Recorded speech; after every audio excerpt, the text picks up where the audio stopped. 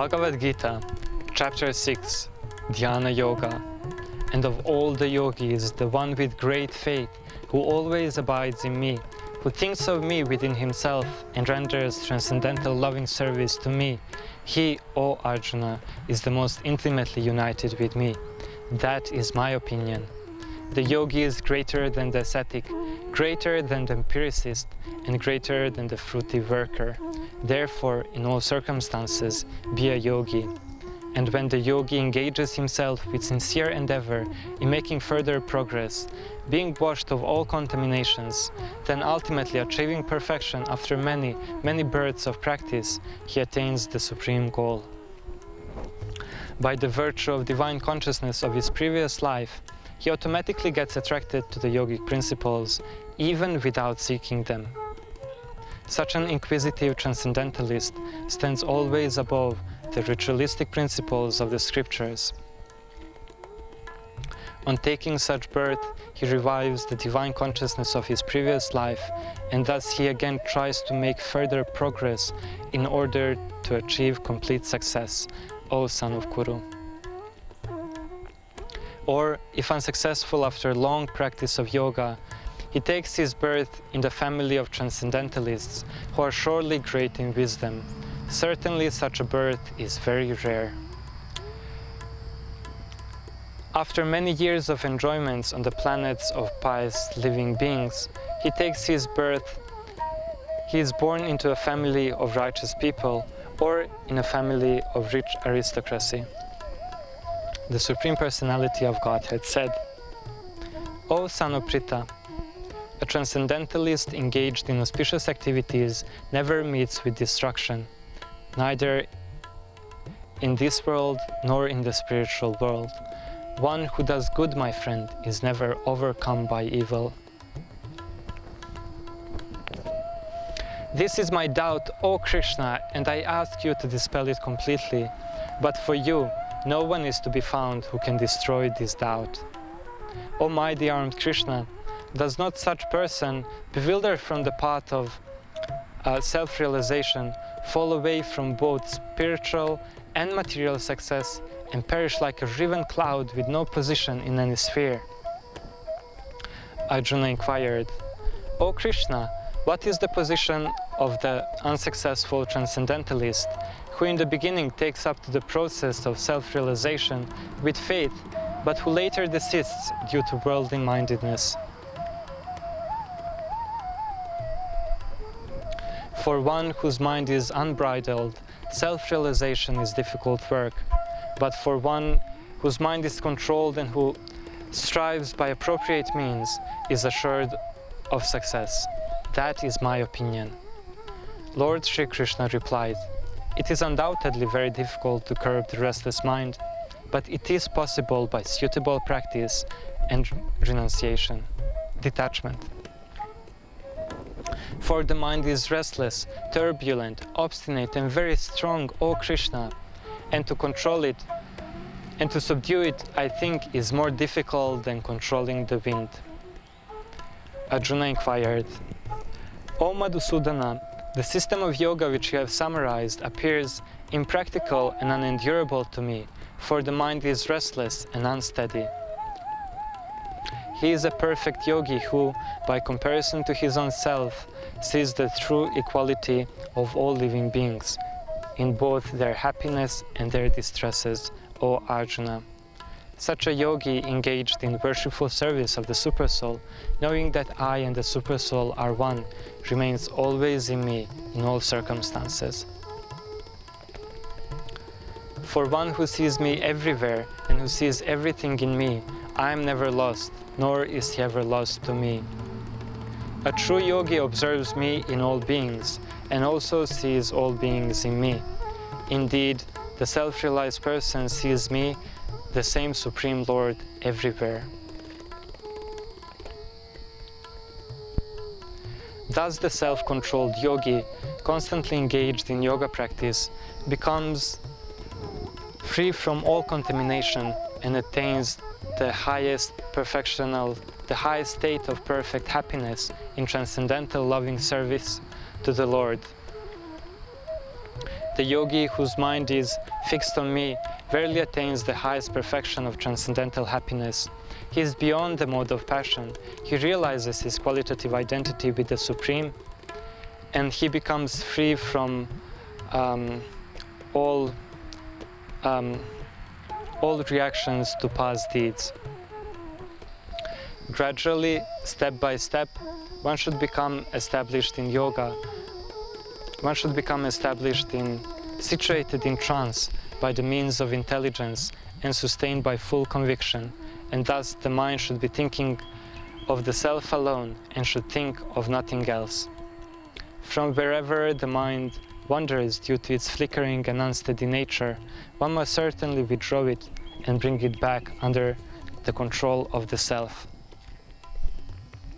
One must engage oneself in the practice of yoga with determination and faith, and should not be deviated from the path.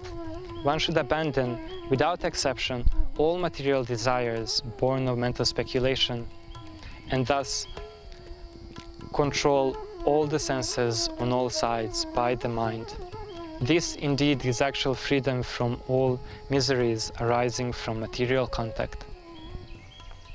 Being situated in such a position, one is never shaken, even amidst the greatest difficulty. In that joyous state, one is situated in boundless transcendental happiness, realized through transcendental senses. Established thus, one never departs from the truth, and upon gaining this, he thinks that there is no greater gain.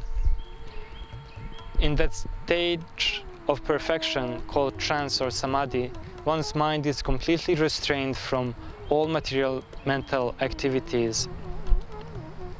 This perfection is characterized by one's ability to see the self by the pure mind and to relish and rejoice in the self.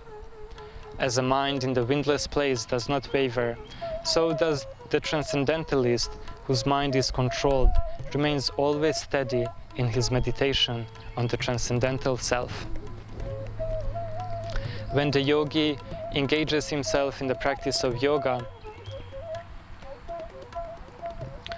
becomes free from all contaminations and becomes established in transcendence, devoid of all material desires, he is said to be well established in yoga. One who is regulated in his habits of eating, sleeping, recreation, and work can mitigate all miseries by practicing the yoga system. One who is regulated in his habits of For one can never become a yogi, O Arjuna, if he eats too much or eats too little, sleeps too much or does not sleep enough. Thus, practicing constant control of body, mind, and activities, the mystic transcendentalist, his mind regulated, attains to the kingdom of God or the abode of Krishna by cessation of material existence. Thus, with an unagitated, subdued mind, devoid of fear, completely free from sex life, one should meditate upon me and make me the ultimate goal of life. One should hold one's body, neck, and head erect in a straight line and should stare steadily at the tip of the nose. The yogi should then sit on it very firmly and practice yoga to purify the heart by controlling the mind, senses, and activities, and by fixing the mind on one point. To practice yoga, one should go to a secluded place and should lay kusha grass on the ground, then cover it with deer skin and soft cloth. The seat should neither be too high nor too low and should be situated in a sacred place. A transcendentalist should engage one's body, mind, and self in the relationship with the Supreme. He should live alone in a secluded place and should always carefully control his mind. He should be free from desires and feelings of possessiveness. One is considered still further advanced in yoga when he regards honest well-wishers, affectionate benefactors, the neutrals, mediators, the envious, friends and enemies, the pious and the sinners, all with an equal mind. A person is said to be established in self-realization and is called a yogi or mystic when he is fully satisfied by the virtue of acquired knowledge and realization. He is situated in transcendence and is self-controlled. He sees everything, whether it be pebbles, stones, or gold, as the same.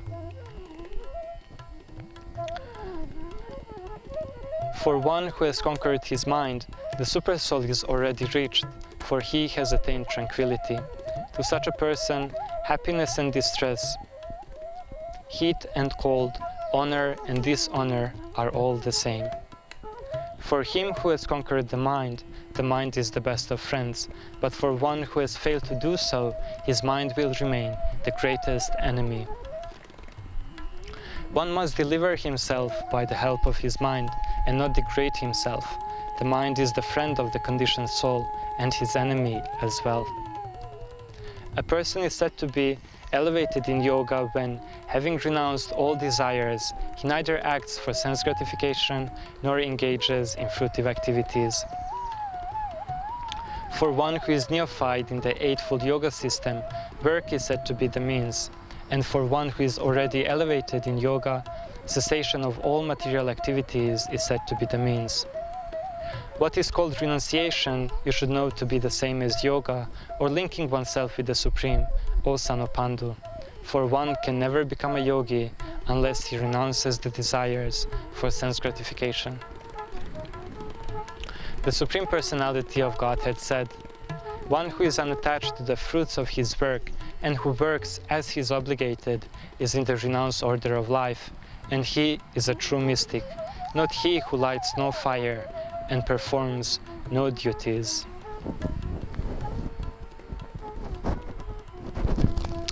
I give up.